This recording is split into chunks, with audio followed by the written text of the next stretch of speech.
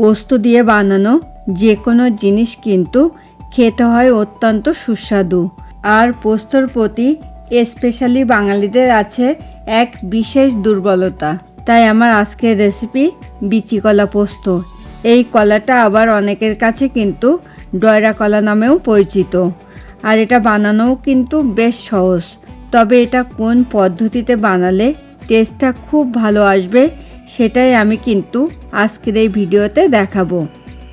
Friends, আমি মৌসুমি আর আপনারা দেখছেন আমার cooking channel Mousumi's cuisine in USA. আশা করি আমার আজকের রেসিপিটা আপনারা লাইক করবেন। So please stay tune. বিচি কলা পোস্ত বানানোর জন্যে প্রথমে আমি একটা প্যানে দিয়ে দিচ্ছি পরিমাণ মতো সর্ষের তেল। স্পেশালি পোস্ত দিয়ে যে কোনো পদ সর্ষের তেল দিয়ে বানালে কিন্তু সেটার টেস্টটা খুব ভালো আসে। তারপরও আপনারা চাইলে কিন্তু এখানে সর্ষের তেলের পরিবর্তে সাদা তেলও অ্যাড করতে পারেন। তেলটা কিন্তু গরম হয়ে গেছে আর এই পর্যায়ে আমি এখানে ফোড়ন হিসেবে দিয়ে দিচ্ছি 2 কাঁচা লঙ্কা চেরা ও হাফ টিস্পুন কালো জিরে। এখন আমি এটাকে নাড়তে থাকবো যতক্ষণ না ফোড়নটা থেকে খুব সুন্দর একটা স্মেল বেরোচ্ছে। আর ফোড়নে কাঁচা লঙ্কাটা অ্যাড করার সময় কিন্তু কাঁচা লঙ্কাটাকে একটু চিড়ে বা ফাটিয়ে দিতে হবে, তা না হলে কিন্তু তেল ছিটকে হাতটা পুড়ে যাওয়ার চান্স অনেকটাই বেশি থাকবে। ফোড়নটা থেকে কিন্তু অলরেডি খুব সুন্দর একটা স্মেল চলে এসেছে। আর এই পর্যায়ে আমি এখানে অ্যাড করছি 1 টেবিল স্পুন পোস্ত পেস্ট, 1 টেবিল স্পুন সাদা সর্ষে পেস্ট, হাফ টিস্পুন শুকনো লঙ্কার গুঁড়ো, হাফ টিস্পুন হলুদ গুঁড়ো, স্বাদ মতো নুন ও সামান্য পরিমাণ জল। এখন আমি মশলাটাকে এমনভাবে কষিয়ে নেব যাতে মশলাগুলো থেকে কাঁচা স্মেলটা চলে যায়। এই বিচি কলা পোস্তটা কিন্তু স্পেশালি গরম সাদা ভাতের সঙ্গে খেতে দুর্দান্ত লাগে। এই পর্যায়ে মশলাটাকে কিন্তু আমার কষিয়ে নেওয়া কমপ্লিট। এখন আমি এখানে অ্যাড করব আগে থেকে সামান্য পরিমাণ নুন হলুদ দিয়ে ভাপ দিয়ে রাখা ছোট টুকরো করে কাটা 5টা বিচি কলা।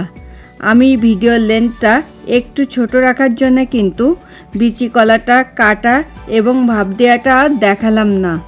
এখন আমি সব কিছুকে খুব ভালো করে মিশিয়ে নিচ্ছি। আর আমার আজকের এই রেসিপিটা আপনাদের ভালো লাগলে কিন্তু প্লিজ ভিডিওটাতে একটা লাইক এবং কমেন্ট করতে অবশ্যই ভুলবেন না। এরপরে আমি এখানে অ্যাড করব পরিমাণ মতো জল।